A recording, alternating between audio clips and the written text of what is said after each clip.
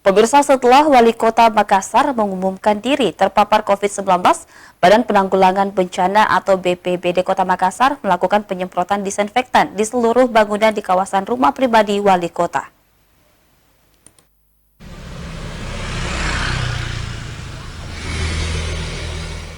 Beginilah situasi di kediaman Wali Kota Makassar Dani Pomanto yang terletak di Jalan Amirullah, Kecamatan Mamajang, Kota Makassar, Rabu pagi.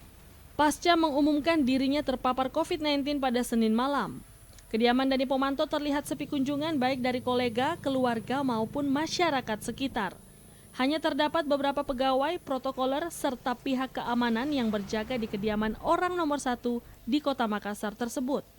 Bukan hanya itu, tampak terlihat tim dari Badan Penanggulangan Bencana atau BPBD Kota Makassar melakukan penyemprotan disinfektan hampir di seluruh bangunan rumah pribadi wali kota tersebut.